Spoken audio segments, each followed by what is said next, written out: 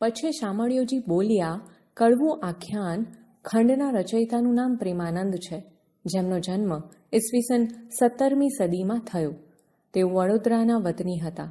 ઓખાહરણ, અભિમન્યુ આખ્યાન, સુદામા ચરિત્ર, નળાખ્યાન વગેરે આખ્યાનો દ્વારા તેમણે ગુજરાતી કવિતાને સમૃદ્ધ કરી છે. મહાકવિ પ્રેમાનંદના સુદામા ચરિત્ર આખ્યાનમાંથી લેવામાં આવેલા આ કડવામાં કૃષ્ણ અને સુદામાની મૈત્રીનો ભાવ સંવાદ શૈલીમાં રજૂ થયો છે. કાવ્ય.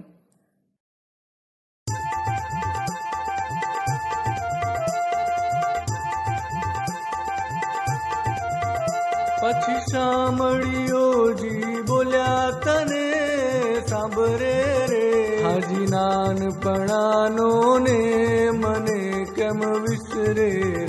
આપણ 2 મહિના પાસે રહ્યા, તને સાંભરે રે હાજી સાંદીપની ઋષિ ઘેર મને કેમ વિસરે રે. આપણ અન્ન ભિક્ષા માંગી લાવતા, તને સાંભરે રે મળી જમતા 3 ભાત મને કેમ વિસરે રે.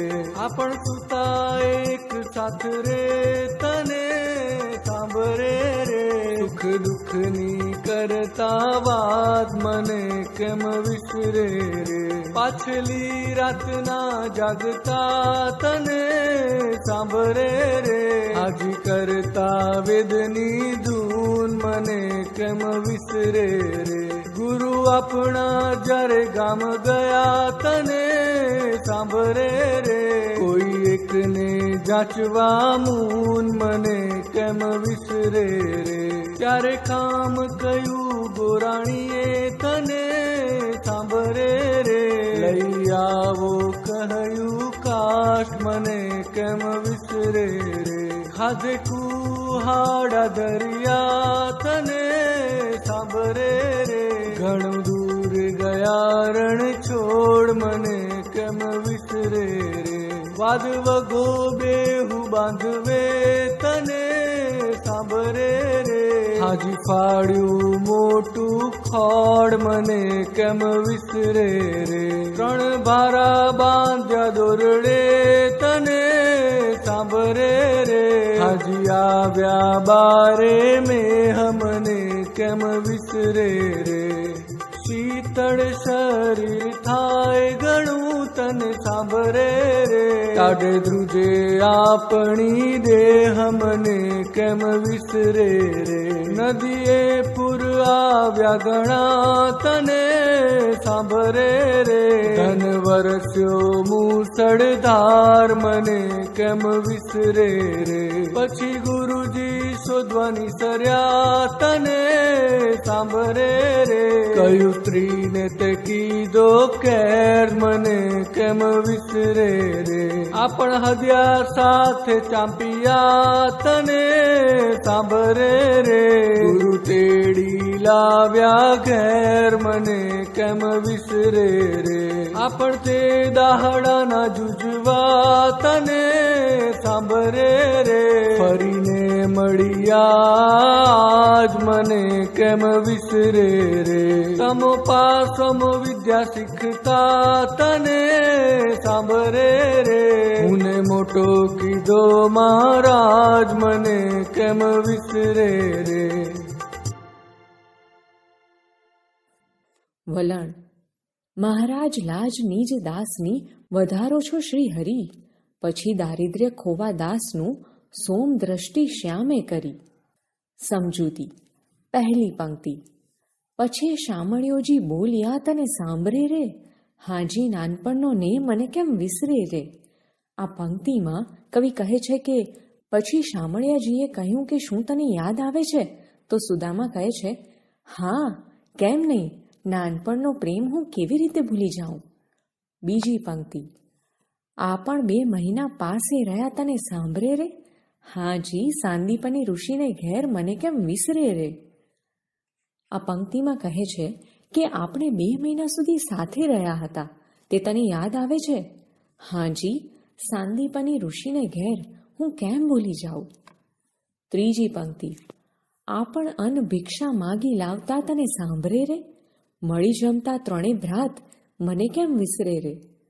આ પંક્તિમાં કવિ કહે છે કે આપણે સાથે મળીને અન્નની ભિક્ષા માગી લાવતા, તને યાદ છે?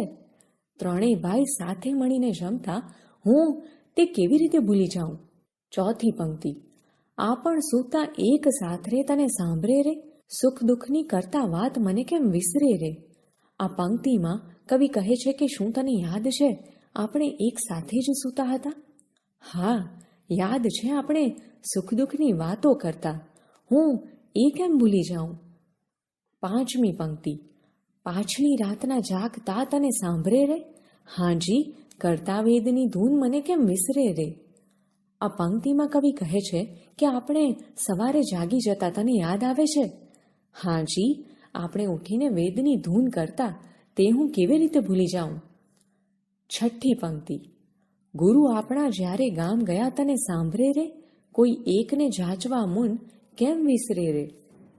આ પંક્તિમાં કવિ કહે છે કે જ્યારે આપણા ગુરુજી કંઈ કારણસર ગામ ગયા હતા, શું તને તે યાદ આવે છે?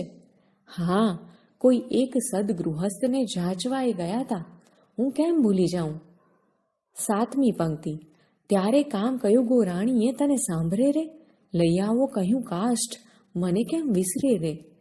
આ પંક્તિમાં કવિ કહે છે કે ત્યારે ગોરાણીએ આપણને એક કામ સોંપ્યું હતું, શું તે તને યાદ આવે છે? હા, કાષ્ઠ બર્તણ માટે લઈ આવવાનું કહ્યું હતું, એ હું કેમ ભૂલી જાઉં. આઠમી પંક્તિ, ખાંધે કુહાડા ધર્યા તને સાંભળે રે, ઘણું દૂર ગયા રણછોડ મને કેમ વિસરે રે. આ પંક્તિમાં કવિ કહે છે કે આપણે કુહાડા ખભે લઈ લીધા હતા, તને યાદ છે?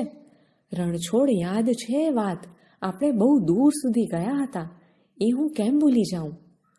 નવમી પંક્તિ, વાદ વધ્યો બેવ બાંધવે તને સાંભળે રે, હાજી ફાડ્યું મોટું ખોડ મને કેમ વિસરે રે. આ પંક્તિમાં કવિ કહે છે કે આપણે બંને ભાઈઓએ શરત કરી, તે તને યાદ આવે છે?